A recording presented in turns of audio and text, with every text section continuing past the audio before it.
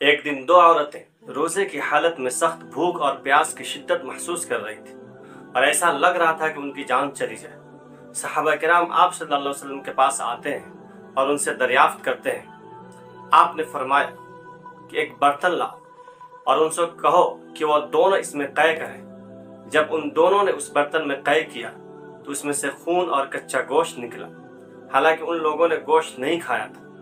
आप सल्लल्लाहु अलैहि वसल्लम ने फरमाया कि इन दोनों ने रोजे की हालत में एक दूसरे की गिबत की है, इसलिए ऐसा हाल हुआ है। आइए इस वीडियो में जानते हैं कि रोजा क्या है और रोजे के मकासद और इसके फवाइद क्या हैं। अस्सलाम वालेकुम। शरीयत की इस्तिलाह में सुबह सादिक से लेकर गुरूब आफ्ताब तक भूखा रहना और इसी तरीके से ख्वाहिश नफसानी से बच के रहने को रोजा कहते हैं। इंसान को हर बुराई से बच के रहना चाहिए रोजे के दिनों। रोजा नमाज के बाद दूसरा सबसे अहम फरीदा है।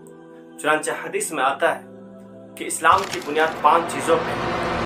सबसे पहला है कि अल्लाह तबारक व तआला को एक मानना और इस चीज को भी मानना कि नबी पाक सल्लल्लाहु अलैहि वसल्लम अल्लाह के बंदे और उसके रसूल हैं। उसके बाद नमाज की पाबंदी करना, ज़कात देना, हज करना और रमजान के रोजे रखना। रमजान का रोजा में अल्लाह तबारक व तआला ने ऐसे ही हुक्म दिया है इस तरीके से नबी पाक सल्लल्लाहु अलैहि वसल्लम गारे हिरा में दिन में कुछ भी नहीं खाते थे और रात में अल्लाह की इबादत किया करते थे। इसी तरीके से रमजान के रोजे में भी करना चाहिए।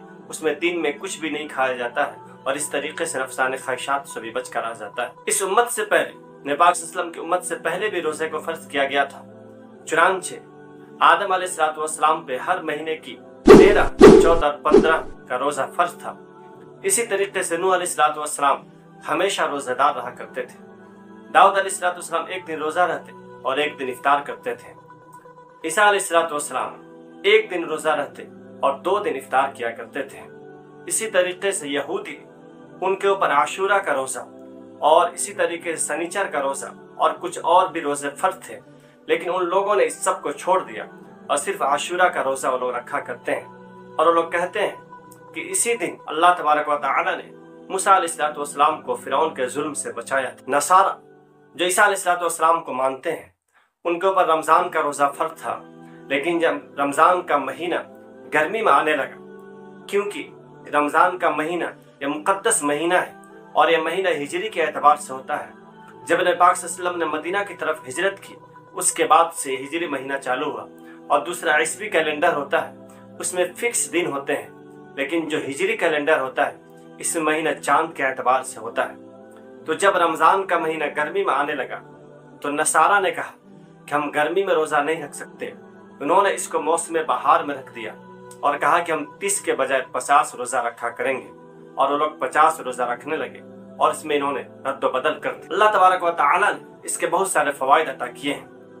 रमजान के रोजे के बहुत सारे फायदे हैं। रमजान का रोजा सन 2 हिजरी में फर्ज हुआ था, जिस वक्त नबी पाक सल्लल्लाहु अलैहि वसल्लम मदीना की तरफ हिजरत किए थे।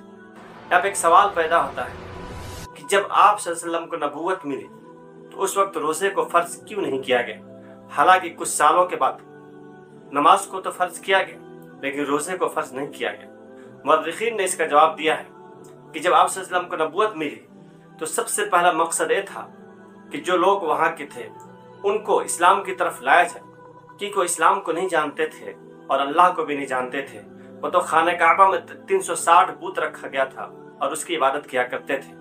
तो सबसे पहला मकसद ये था कि उन लोगों को इस्लाम की बात बताई जाए और इस्लाम की तरफ लाया जाए। जब उन लोगों ने इस्लाम को समझ लिया, इस्लाम की बात मानने लगे, उसके बाद नमाज फर्ज हुई और उसके बाद रोजे को फर्ज किया गया। रोजे के मकासद अल्लाह तबारक व तआला ने 3 बताए हैं।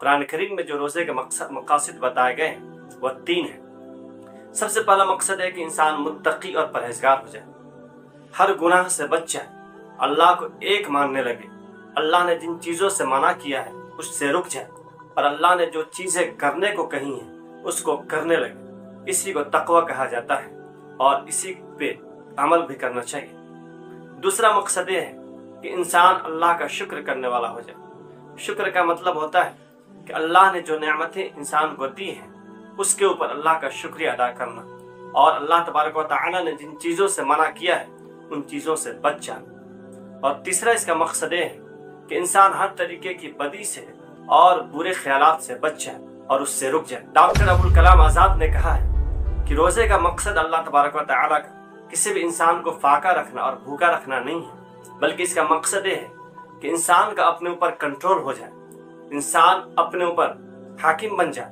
ये नहीं कि जो उसका जिस्म और उसका जो बॉडी जो कह रहा है उसको नहीं माने, बल्कि इंसान उसके ऊपर कंट्रोल करे। ये रोजे का मकसद है। इस तरीके से रोजे का मकसद अमन और शांति है।